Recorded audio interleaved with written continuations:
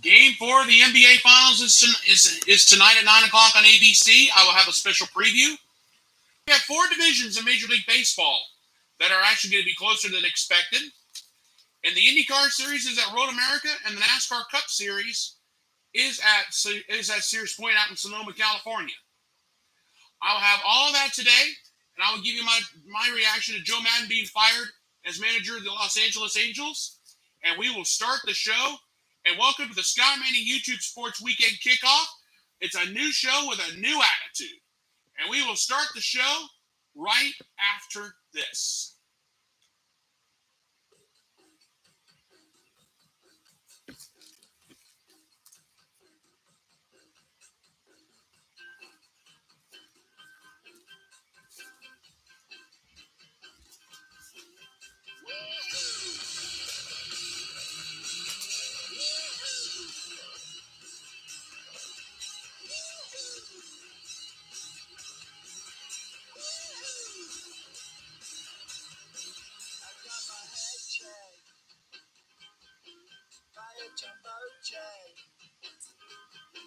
It wasn't easy, but nothing it ends. No. When I feel every metal, and I feel that I need when I lie and I'm easy, all of the time, but I never show why I need you. Please have me down.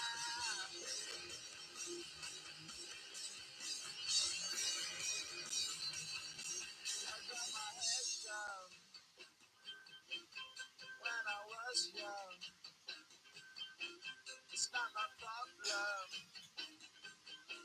It's not my problem. When I feel every metal, and I feel that I need when I'm lying, I'm easy all of the time, but I never show why I need you. Please have me down.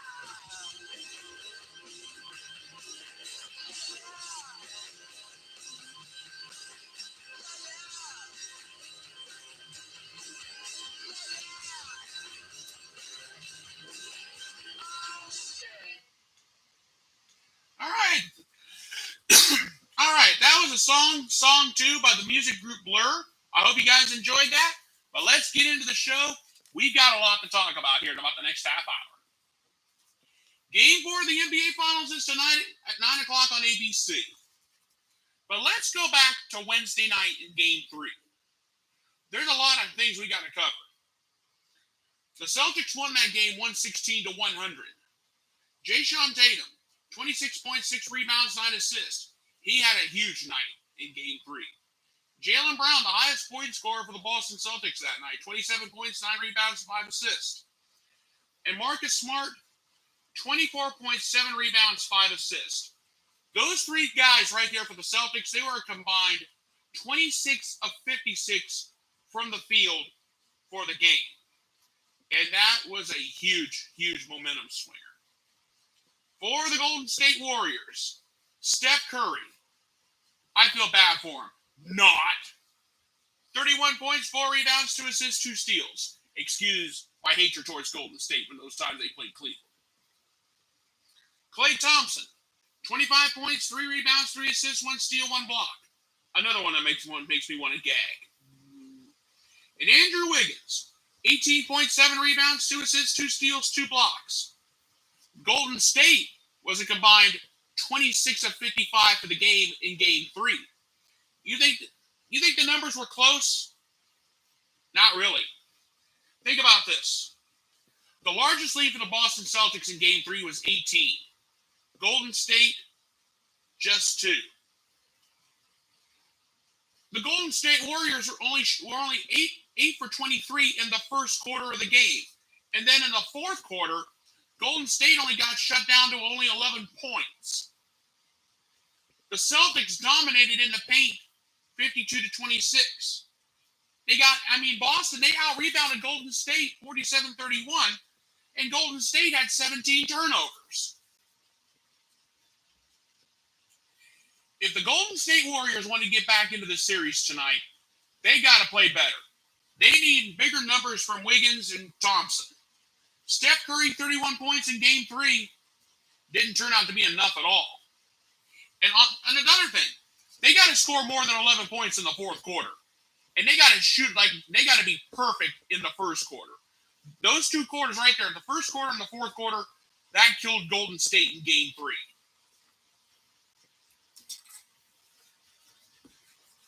The Golden State Warriors tonight are in a must-win situation. If they go down 3-1, it's going to be a long road back. Only one team in the history of the finals has ever come back down 3-1 to win it all, and that was Cleveland 6 years ago with LeBron James. If Golden State goes down 3-1, it may be a long rest of the way for the Golden State Warriors.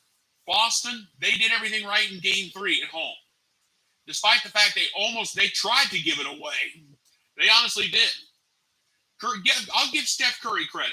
He was hitting 3 after 3. Klay Thompson, almost the same thing. But this is Game 4. And it's tonight. If Golden State loses tonight, I can almost guarantee they're going to be done.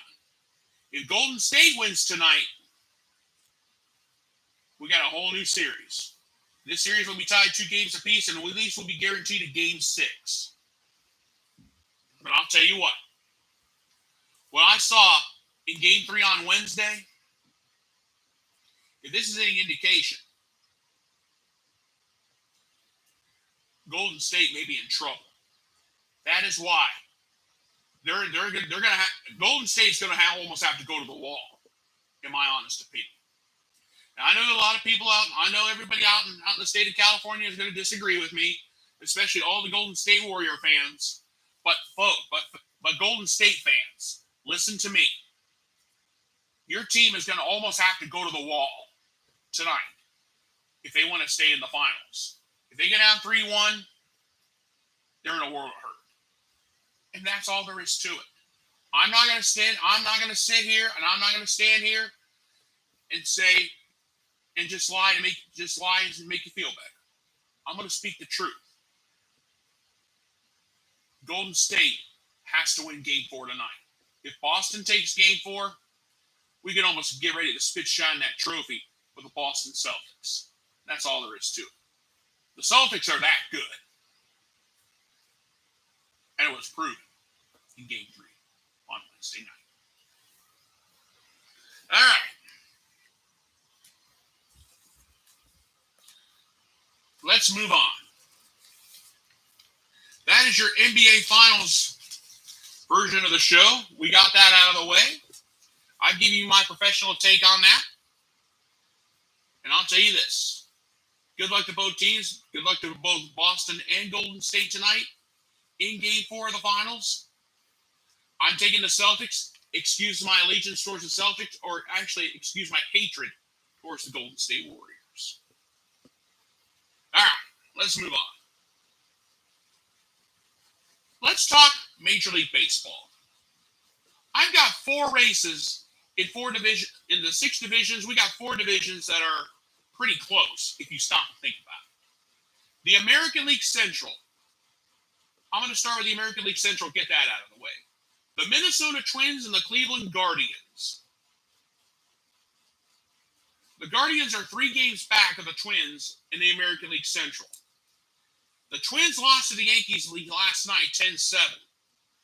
But the Twins have a 3-game set at home against the Tampa Bay Rays.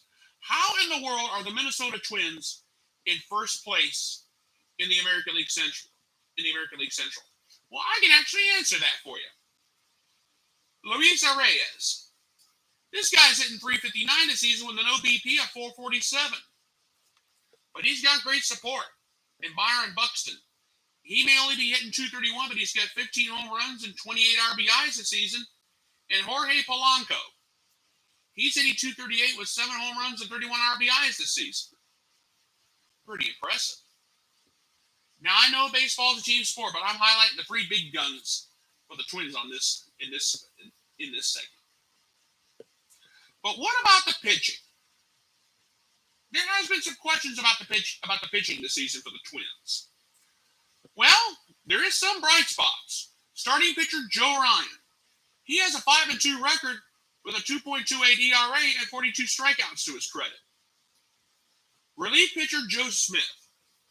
Now, Joe Smith is the best middle reliever that the Twins have.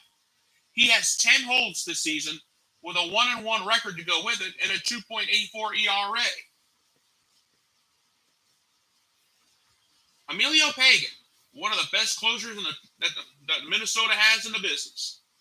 7 saves, a 1-2 record, that's the only down spot, and a 2.84 ERA. Pretty impressive. If the Twins could sweep the Rays, that would be a big help. But the Cleveland Guardians, think about this for a minute. The Guardians are 14-9 at home this season. Now, despite the early season struggles that Cleveland has had, they're trying to make a race of it. They may only be one game above 500, but they're only 3 games back into the division. How in the world are the Guardians staying in it? Here's some answers for you. Jose Ramirez. He's hitting 284 right now with 15 home runs and 55 RBIs this season. Andres Jimenez. What is he doing? He's hitting 309 with 7 home runs and 31 RBIs this season. And Owen Miller. The guy's hitting 262 with 4 home runs and 26 RBIs this season. But the Cleveland pitching has been pretty good. Nick Sandlin. He's come out of nowhere. He has a 4-2 record with a 2.81 ERA. Nice. Shane Bieber. A 3-3 record with a 2.91 ERA, and he leads the team in strikeouts with 68. But they got one relief pitcher who's one of the best of the best. Emmanuel Class. 10 saves, a 1-2 record, and a 1.93 ERA. That is how the Guardians are managing to stay with the Twins in the race in the American League Central. Now that we've hit the month of June, can Cleveland give Minnesota a run for their money? That remains to be seen. I'll say this. This is always one of the most hotly contested divisions. It has been a little bit one of the. Let me rephrase that. The American League Central has been one of the weaker divisions in the last couple of years because of everything that happens. The White Sox have run away with it, or the Twins have run away with it. But could we be talking about for the American League Central this season? That remains to be seen. And we'll have to wait and see what happens as far as the Central goes.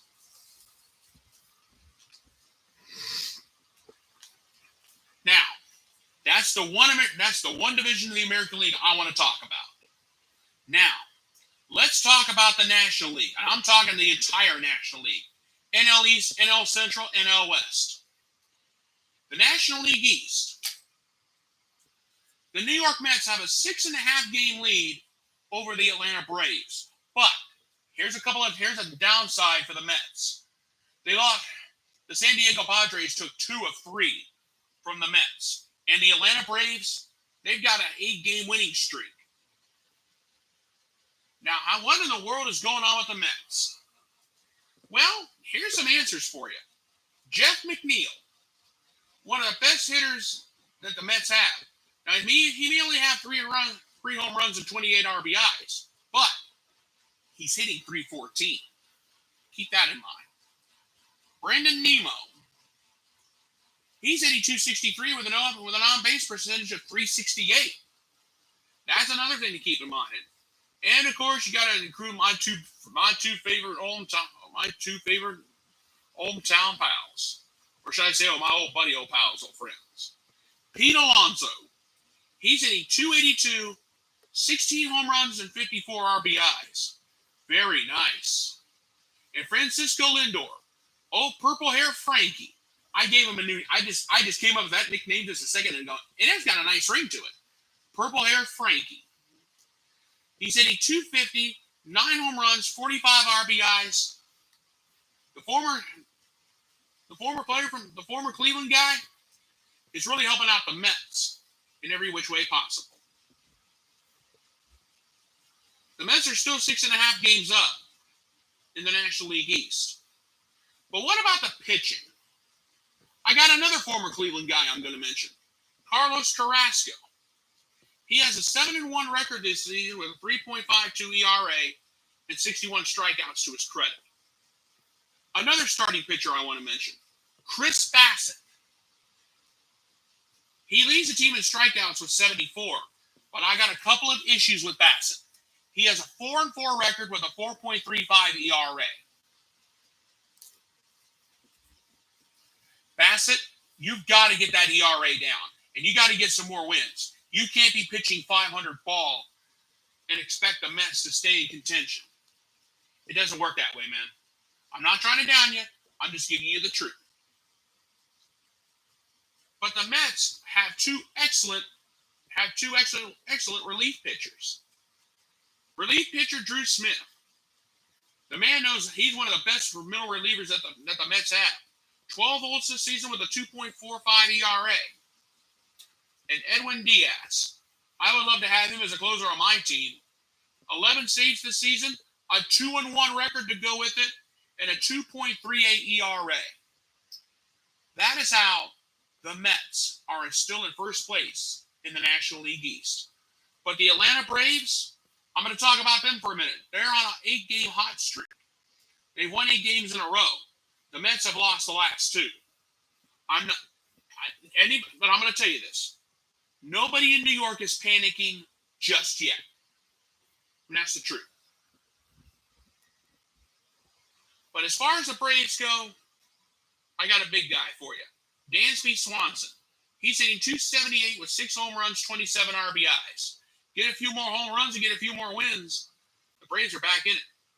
Austin Riley, part of last year's World Series team. He's hitting .264 with 15 home runs and 34 RBIs. And Matt Olson, the former Oakland A, now Atlanta Brave. He's hitting .253 this season with an on-base percentage of .357. The Braves may have found something. Could Matt Olson be the spark plug? We'll have to wait and see. But as far as the pitching goes, Max Fry's been one of the guys to turn to. He has a 6-2 record with a 2.64 ERA and 69 strikeouts to his credit. Another starting pitcher to think about, Kyle Wright, a 6-3 record with a 2.39 ERA and 73 strikeouts to his credit. But the Braves have the better middle reliever, in A.J. Minter. 13 holds this season with a 1.08 ERA. I would hate to see him in a ball game. And relief pitcher Kenley Jansen, the former Los Angeles Dodger, 16 saves this season with a 3.51 ERA. Kenley, get that ERA down just a little bit. You're pretty good, but let's kind of bring that ERA down just a little bit. Don't press a panic button, though. 6.5 games, it's not insurmountable. I know we're in June, but before we know, people, the All-Star break is going to be here. And the All-Star break is just about a month away. I'm going to stick with the Mets to win the National League East. But they've got it. But the Mets have got to wake up a little bit. And the Mets are going to be without Max Scherzer for a while because he's injured. The Mets are missing a few quality guys. Scherzer's one of them. He was supposed to be the big savior. The NL Cy Young may be up for grabs before we know it. That's all there is to it. The National League East, 6.5 games, not insurmountable. You better keep that in mind, New York. All Mets fans in Queens and all the New York lovers who love to say New York, New York by Frank Sinatra. You better keep that in mind. Bottom line. Okay, let's move on. The National League Central, the hottest contested division in all of Major League Baseball right now. The Milwaukee Brewers have a half-game lead over the St. Louis Cardinals. Keep in mind, both teams just suffered 3-game sweeps. The Brewers just got swept by the Phillies, and the Cardinals got swept by the Tampa Bay Rays of all teams. I'll tell you, I'm gonna say this. Two teams a half game apart. The Brewers have a 3-game set against the Nationals.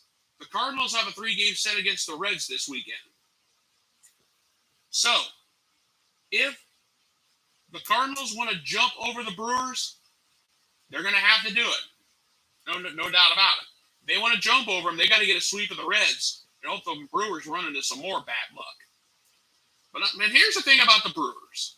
Ronnie Tellez, he's hitting .259 right now with an on-base percentage of 321, 10 home runs, 37 RBIs.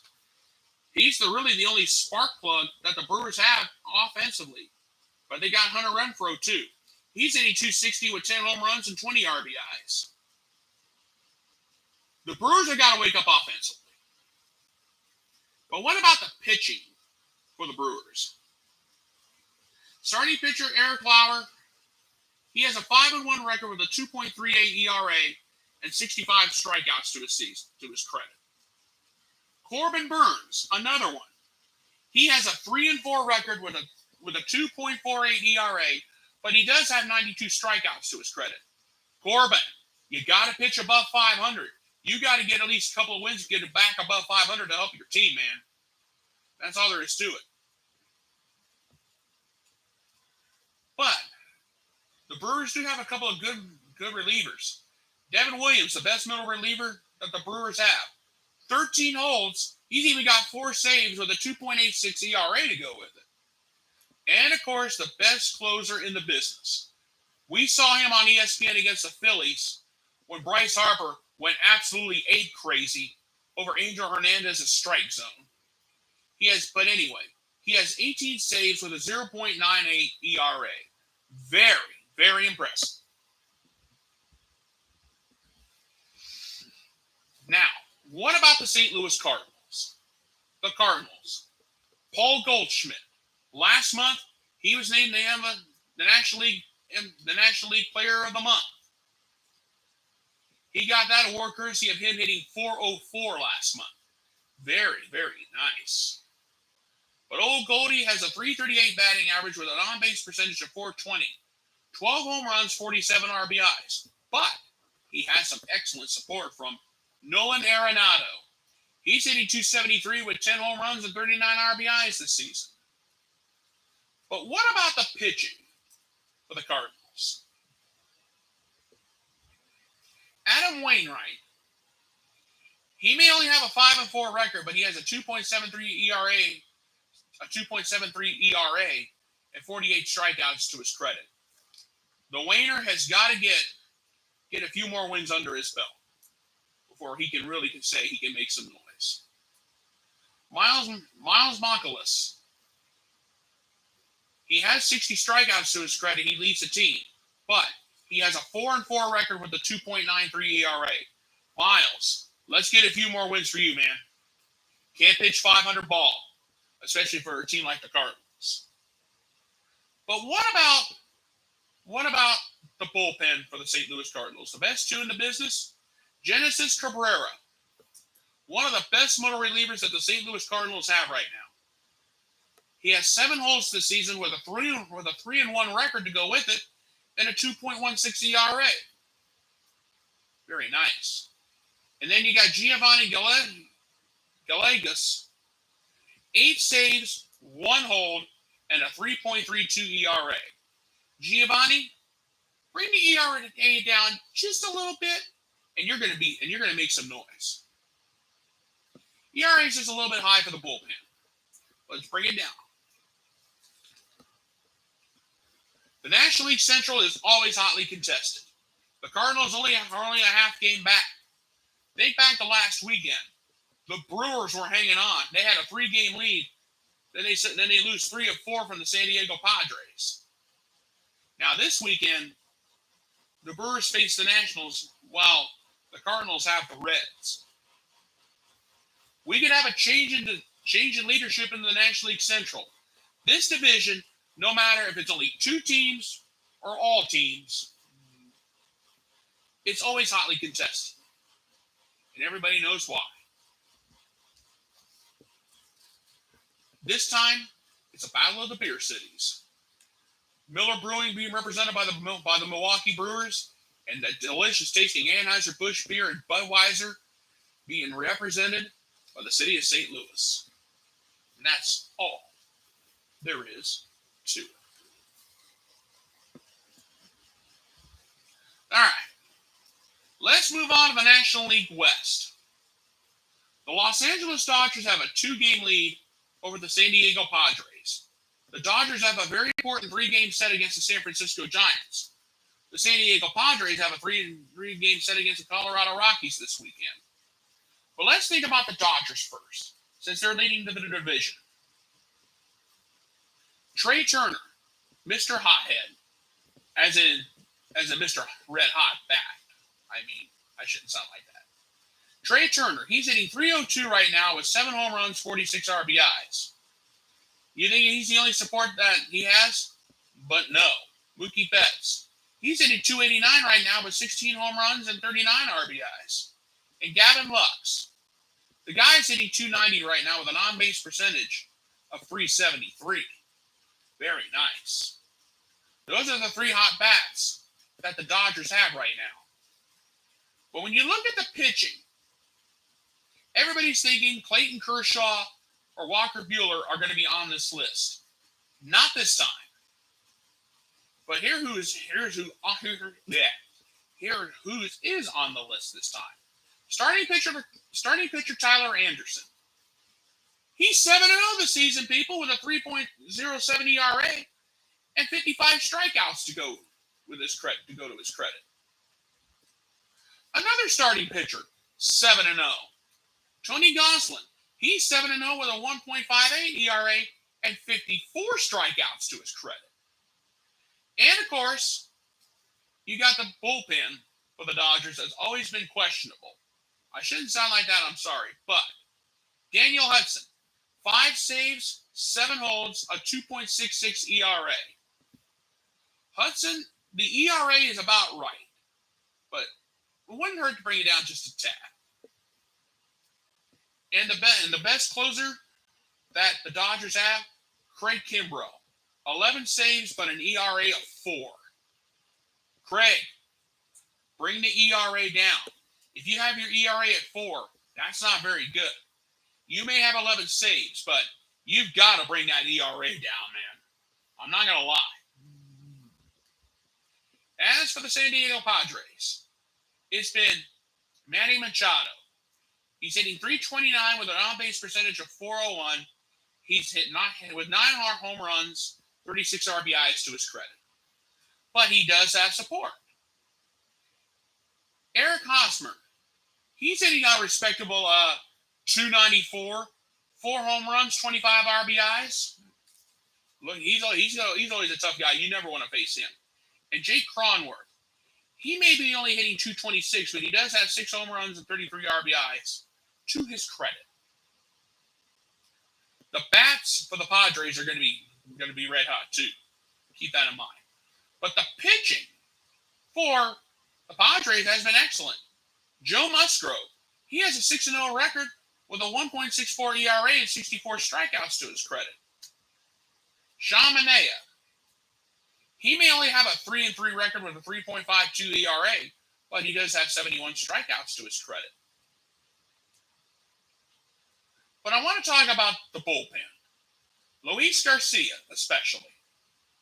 He has 9 holds. He's one of the best middle relievers that the Padres have.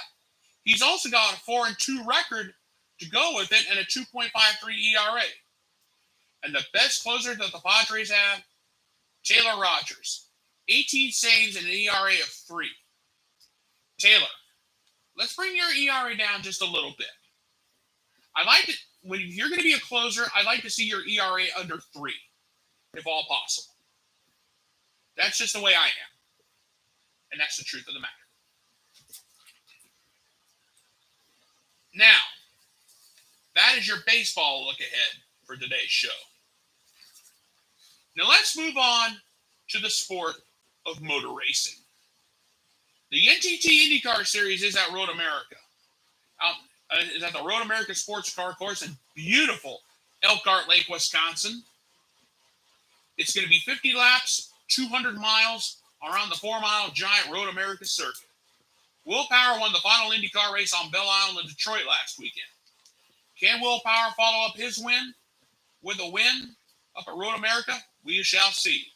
But you better believe guys like Alex Palou, Marcus Ericsson, the Indy champion, Scott Dixon, the 6-time champion, and everybody else is going to be gunning for a victory at Road America. And the NASCAR Cup Series this weekend is going to be at Sears Point Raceway in Sonoma, California. Another road race this weekend. Joey Logano won the Cup race last weekend in St. Louis, the inaugural race there. But what about penalties for some of the rough driving that I saw last Sunday? I mean, Ross Chastain was like, I got to apologize to almost the entire Cup garage for the way I drove. Well, last weekend it was an oval race in St. Louis. This weekend's Cup race is going to be a road race that everybody's going to be talking about. That's when all the road racing gurus love to come out and spoil it for the big guys. Or that's how it was back in the day.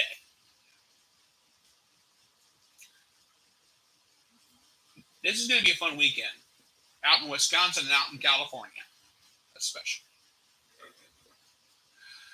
And now, ladies and gentlemen, it is now time for my closing thoughts.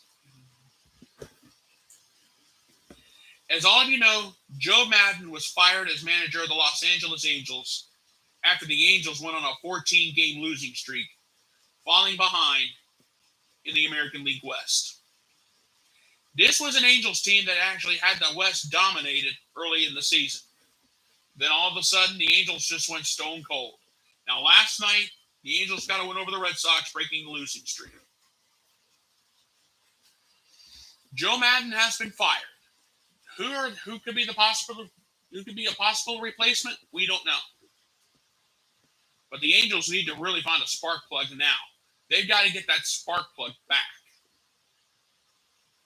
Or otherwise, they're going to be an afterthought again. Shioni Hotani took it upon himself last night. Mike Trout, he's having his struggles. It's all like that team-wise. With Joe Madden fired and a new manager coming in for the Angels, whoever becomes the new manager is going to have a lot of work to do. And I mean a lot. I'm trying to sound optimistic, but I got to be pessimistic right now as far as the Angels go. It's not quite a dire situation out in LA as far as the Angels go. But if the Angels want to get back into a battle for the division lead, they're going to have to answer the bell very quickly, or it's going to be all over again for the LA Angels of Anaheim. And that's all I have to say on this day. Okay, folks, I'm going to go ahead and get on out of here. I want to thank you guys so much for being with me here tonight. I will be back tonight immediately following Game 4 of the NBA Finals between the Golden State Warriors and the Boston Celtics. I'll be back for a wrap-up of Game 4 tonight.